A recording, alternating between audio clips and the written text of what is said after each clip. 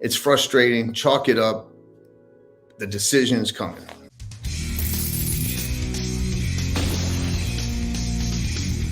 In today's video, Attorney John Deaton discussed the latest with the SEC Ripple XRP lawsuit, the recent summary judgments from Ripple and the SEC, and what's next for the procedural process, likelihood of a settlement soon.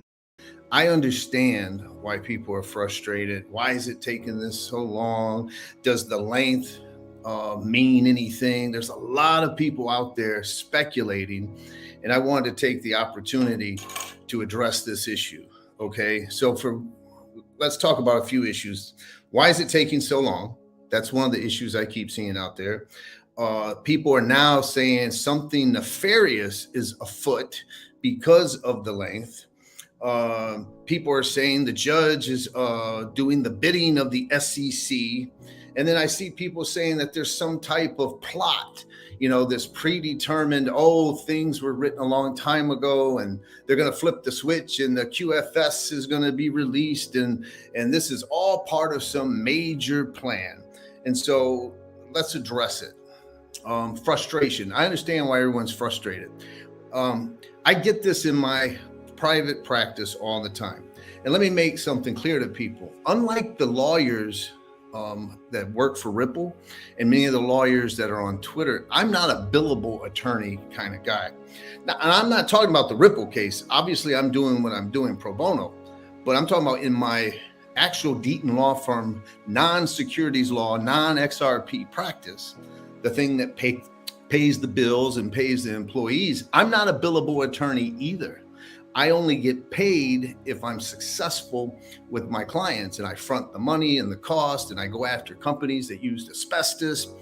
Well, today I was working on a case that was filed in 2018 by me. There's like 3 of these cases. That's 2018. It's 5 years ago. And so to me, this delay is normal because it's the civil justice system and I've been used to it for the last 20 years. But for many of you out there, this is your first introduction to paying close attention to a civil case, a complex civil case. And so my clients would say to me, John, this is ridiculous. It's taking so long. Why does it take so long? Well, I have one judge and that judge has many cases and she's the only judge that can handle asbestos and she just had back surgery. So guess what? For 3 months, we had no court, no cases, no settlement conference, nothing. And so COVID, court shut down, things take forever. Now, that's just a regular case. This is a securities case and people are asking, is this case taking an exceptionally long time? And a lot of people out there will compare it to library and say, well, library was filed after and it's already reached summary judgment. Well, there's many reasons for that. For first, remember, library didn't contest 2/3 of the Howey test, right? Ripple's contesting everything. Another thing, $200 million, that's not fake. I can assure you the people out there that think that there's some plot and everything's been predetermined, there aren't fake billables going to Ripple. When Brad Garlinghouse says $200 million has been spent, those are people working up the case. In the Ripple case, each side has been given, basically got 10 depositions. That's 20 depositions. There were 16 experts. Just to give you an example, the Hinman deposition was like 418 pages. That's a typical deposition in these cases. Well, there have been 20 of those. There have been 16 experts. When you add up just the deposition pages, you're at like 15,000 pages of just fact witness and expert witness testimony. You're talking about 1 million pages of documents. So you've got to think of the complexity of this case. Has this case been longer than normal? Well, it depends. If you look at other cases, they range between 18 months and 3 years. It's really right in the range of these cases. Some cases, like Telegram, took about 1.5 to 2 years. This case is now over the 2-year mark, but let me give you some deadlines. For example, the We already went over a million of pages. I want to think about the different issues in the case. We've got a regulatory gap that we're talking about. This is a case of first impression. We had a Spaces today with Lewis Cohen. He reviewed all of the cases ever since Howie. There's not a case that talks about secondary sales. You've got 15 amicus briefs coming in. You've got the importance that this case is going to have on U.S. economic policy, global trade and finance. You've got issues like, does it morph into a security? Did it start as a security? You got the token itself. There's just tons of legal issues on the shoulders of one judge who has a magistrate, Judge Nett Byrne, who helped, and a couple people who graduated law school, Ivy League law schools, who go and they become what many people call an intern, but they're basically their clerk, and they clerk for Judge Torres. So Judge Torres, how many cases does Judge Torres have? Well, I checked this morning, and she has over 500 open cases on her docket, over 500. And 44 of those cases are criminal cases. Now, some of you out there are going to say, well, this case is more important than those cases. Why don't you ask those 44 defendants if this case is more important to them? Maybe ask one of those civil litigants who their entire livelihood is on the line, whether they think the XRP and Ripple case is more important than their case, which may put them out of business forever. So understand, over 500 cases, 44 of them, we're talking about people potentially serving life in prison, 20 years, 30 years. Pretty sure they want Judge Torres's attention devoted to their case as well. So maybe let's step back and put it in perspective. Now, timing, the reply briefs, all right, Ripple filed a summary judgment motion, SEC filed a summary judgment motion. So each side filed a summary judgment motion, then each side objects to the other side's summary judgment motion, and then each side gets a reply to the other side's objection to each side's summary judgment motion. See how complex this can get? Now you have summary judgment motion for Brad Garlinghouse and Chris Larson, summary judgment on behalf of the SEC, summary judgment on behalf of Ripple. So each one of those briefs over 50 pages. So you're talking about hundreds and hundreds of pages of just the arguments, okay, that need to be gone through. But the reply briefs were due December 2nd. That's 6 months ago, 6 months and a couple weeks. So it's been 6 months from the reply brief. The Daubert motion, the expert motion, was filed on March 6th.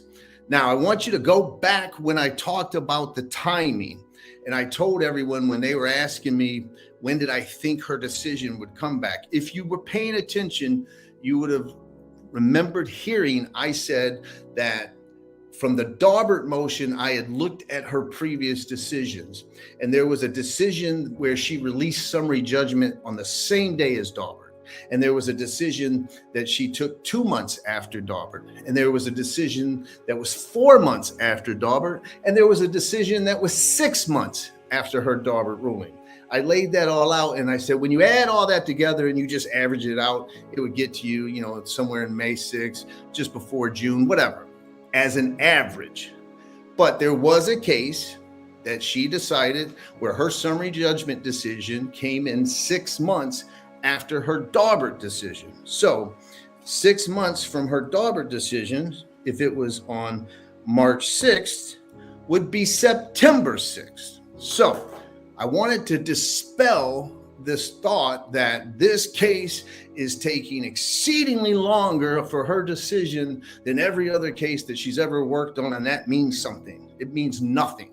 It means that it's one case out of 500, including 44 cases, and it's a case of great magnitude that she knows is going to be looked at from the very day she gives her decision by hundreds of thousands of people, including appellate courts, which we'll talk about. Now, let's talk about this concept of anything nefarious going on, okay? That's absolute nonsense from my perspective. Some of you are going to disagree with that, and I can't change what you think, but I will tell you the level of research that needs to be done. Lewis Cohen, the guy that I was talking to, you all should follow him, New York crypto lawyer, great guy if you follow the spaces today, very bright, knows this case law better than anyone in the industry.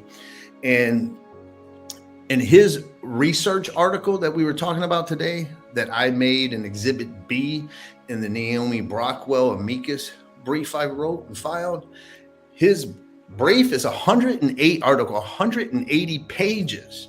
And I was talking to Lewis and he joked and he said that, he shortened his article up. So just to read his article and to go through all those cases, okay, that are all in play, 180 cases. Now, when he didn't even go into the Ripple argument in his brief of the pre-1934 investment contract, that issue the judge has to wrestle with. So that means you're talking about reviewing 1920s and 1904 state law cases that talked about this and looking at congressional intent of the 1934 Securities Act. I'm just telling you that the amount of information that this one singular judge has to go over is monumental. And as soon as she gives her decision, it's going on appeal, right? She full rules in favor of the SEC. Ripple is ready. I said from the beginning, Ripple's summary judgment brief is written for the appellate courts. And so she knows Ripple's appealing. If she rules in favor of the SEC is most likely going to file a notice of appeal. Maybe they file a notice of appeal and try to negotiate with Ripple and not appeal, but it's going up. Something of this magnitude where, let's face it, this case will go to the U.S. Supreme Court, most likely, if it goes up on appeal. Right? Everyone's talked from the beginning, a new Ripple test to supplement or modify the Howey test. So if you're the judge writing this brief, knowing that the top justices of the United States of America and the Second Circuit are all going to be reviewing and deciphering every single word, right, that you wrote, you might take your time. So understand that. So she's got to look at that. Now, a lot of people want to know, how is this decision going to be announced? Is she going to call in Ripple and the SEC and tell them no? Absolutely not. Right? Absolutely not. We're going to get a filing on the public docket, just like we did the Hinman emails, just like we did all those other rulings. Right? The public will learn at the same time. The only thing that I'll have and that the Ripple lawyers will have that some of you don't have is, because I'm in the case and I'm a lawyer admitted in the case, I get an email on this phone, right? I get an email that says, boom, there's been a filing in the New York Ripple case. And then I go right to the email and then I see the ruling. That's it. So maybe a lawyer in working the case like me might get, 5 minutes, 10 minutes advance on some people. Also, you got to understand the Southern District of New York deals with financial markets all the time. These judges, these clerks, they get screening, they get FBI, all of that gets done, background checks, because if they have inside information, right? If you're the clerk and you help the judge with the research and you know that Ripple's going to win, boy, right? If you release that, it could get into insider trading and all that. So it is kept top-notch secret until it is published to the public. Okay, so no one's going to get a heads up beforehand.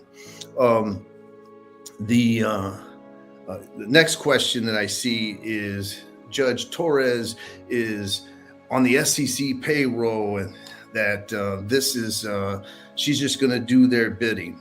Did she do their bidding on the Hinman emails? No. And all the people that said, oh, it's an inside job, then why did she rule against the SEC? Are you really going to sit there and say, oh, she just did that to give an appearance that she's fair? Come on, right? Let's join reality. Get out of the metaverse and let's get back into reality, please. It's not. And look how long it took to get it. She's methodical, and she's going to apply the law, and she's going to rule how she sees and views the existing state of the law and apply it. And if that helps Ripple, great. If it hurts Ripple, great, as far as her perspective. Okay, so if she was corrupt and on the SEC's payroll, she would have never released the Hinman emails that they fought so desperately to keep private. All right, now, also think about Judge Netburn saying that the SEC lacks a faithful allegiance to the law and that they're hypocrites. Okay, these aren't judges on anyone's payroll. Look at the expert that got excluded, right? She said to the SEC, you don't get to call that expert for him to speculate, basically bullshit what an XRP holder thought in his mind or her mind, because you've never interviewed one in your life. She excluded that. She's been consistently doing the fair, objective thing from day one. I said at the start of this case, when I saw it was Judge Netburn and Judge Torres, I said, listen, that doesn't mean I'm going to agree with every decision that they write. Doesn't mean I'm going to be happy with their decision, but I believe these are fair judges, and I believe that XRP holders and Ripple got fair judges. There are some judges out there that are what we call government hacks, right? That they just side with the government. They side with the government prosecutors. They side all the time. They side with the SEC. They side with the IRS. They side with the government. There are those that are so predispositioned that way that we call them government hacks. Judge Torres is not in that category. She has ruled against the SEC. She has ruled against the Department of Justice, and she's going to apply the law. Now, so what I realized is that this is your first introduction to so many of you to our civil justice system, a very imperfect system that goes by so I tell my clients all the time, the wheels of civil justice, they go, but they go ever so slowly. All right. And it is very frustrating, but to let your frustration start messing with your judgment is when you're letting it just get to you too much. It's frustrating. Chalk it up. The decision's coming.